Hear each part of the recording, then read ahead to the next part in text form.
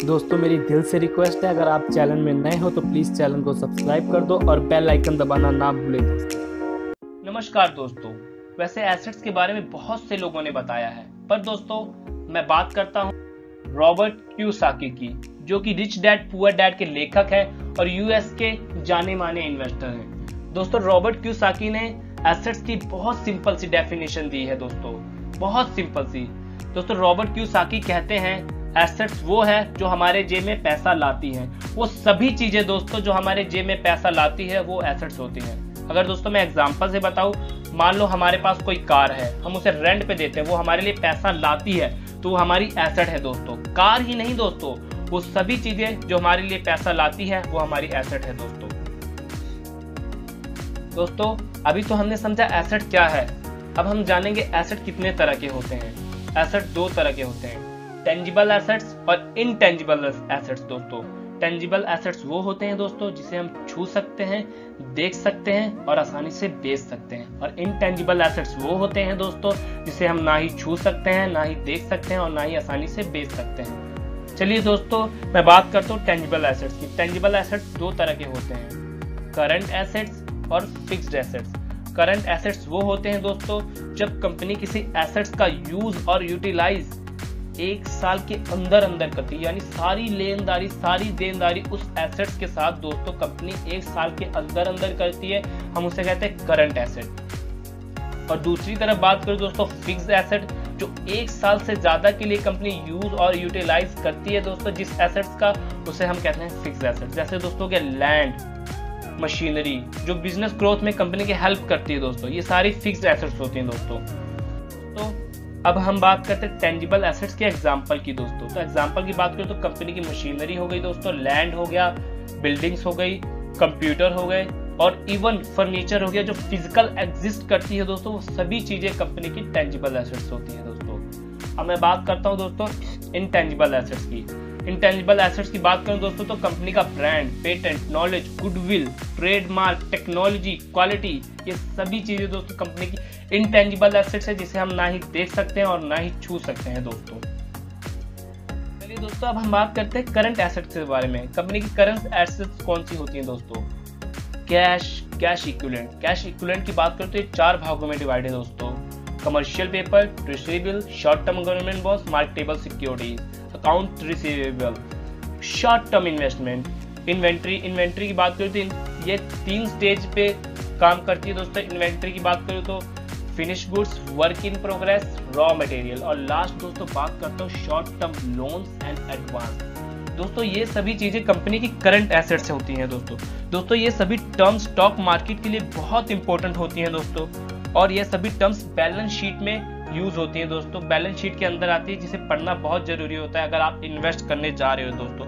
अगर आप एक सक्सेसफुल इन्वेस्टर बनना चाहते हो दोस्तों तो इन सभी टर्म्स के बारे में जानना बहुत जरूरी है दोस्तों अगर आप चाहते हो कि मैं इस पर एक वीडियो बनाऊं दोस्तों तो आप मुझे कमेंट सेक्शन में रिप्लाई कर सकते हैं दोस्तों। और दोस्तों अगर आप मुझे कोई सुजेशन देना चाहते हैं तो भी आप मुझे कमेंट सेक्शन में दे सकते हैं दोस्तों। अगर आपको इनमें से किसी टर्म्स के बारे में पता है दोस्तों तो आप मुझे कमेंट सेक्शन में बता सकते हैं दोस्तों। अब हम बात करते हैं दोस्तों फिक्स्ड एसेट के बारे में। फिक्स्ड एसेट जैसे मैंने भी थोड़ी देर पहले बात की थी, कंपनी फिक्स्ड एसेट के एग्जांपल की बात करते हैं दोस्तों। फिक्स्ड एसेट कौन सी होती है? मशीनरी हो गया दोस्तों, लैंड हो गया, बिल्डिंग हो गया, कंप्यूटर हो गया और फर्नीचर हो गया, यानी वो सारी चीजें जो फिजिकल एग्जिस्ट करती है जिसे कंपनी बेच के अपनी लायबिलिटी को कम कर सकता है दोस्तों, वो सभी चीजें फिक्स्ड एसेट्स होती है दोस्तों। तो हम डिफरेंस की बात कर लेते हैं दोस्तों, इन दोनों में डिफरेंस क्या है दोस्तों? अगर मैं on the basis of existence बात करूं दोस्तों, टेंजिबल एसेट्स जो है फिजिकल एग्जिस्ट करती हैं और इनटेंजिबल एसेट्स फिजिकल एग्जिस्ट नहीं करती दोस्तों। ना ही हम इनटेंजिबल एसेट्स को देख सकते हैं और ना ही छू सकते हैं, ना ही उसे आसानी से बेच सकते हैं, और ना ही हम उसका कॉस्ट आसानी से लगा सकते हैं दोस्तों।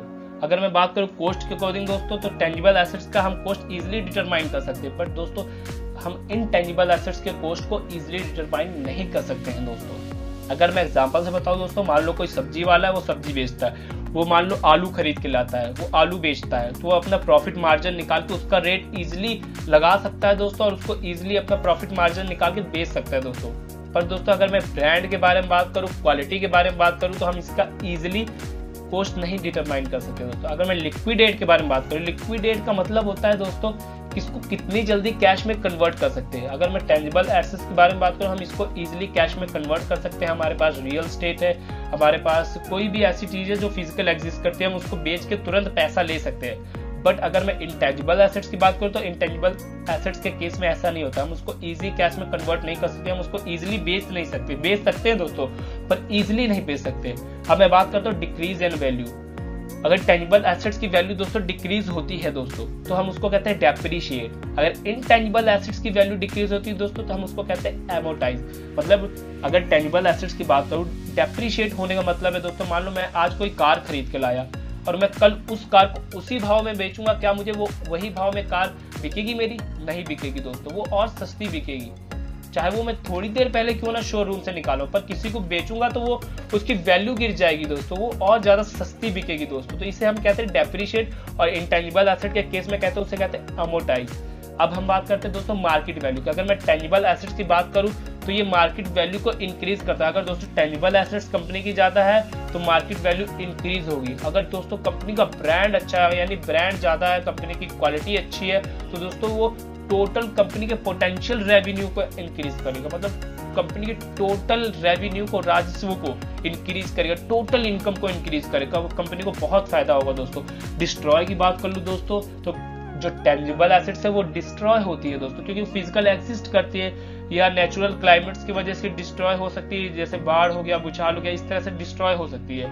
पर दोस्तों इंटेंजिबल एसेट्स की बात कर लूँ दोस्तों, इंटेंजिबल एसेट्स कब डिस्ट्रॉय होती है? जब हमारा बिजनेस फेल होता है दोस्तों, तभी डिस्ट्रॉय होती है, नहीं तो इंटेंजिबल एसेट्स नहीं डिस्ट्रॉय होती। मान लो हमारी कंपनी की मैनेजमेंट नहीं अच्छी है, लोगों में बनती नहीं है जो काम करते, तो इस केस में तो हमारा बिजनेस फेल हो जाएगा, हमारा बिजनेस ग्रो करेगा नहीं। तो हमारा मतलब इंटेंजिबल एसेट्स, कंपनी का ब्रांड हो गया, क्वालिटी हो गई, ये सब चीजें डिस्ट्रॉय हो जाती है। टेंजिबल एसेट्स को आग लग गई तो डिस्ट्रॉय हो जाती है। तो इसी के साथ दोस्तों धन्यवाद, जय हिंद, वंदे मातरम। मिलते हैं अपने नेक्स्ट वीडियो में।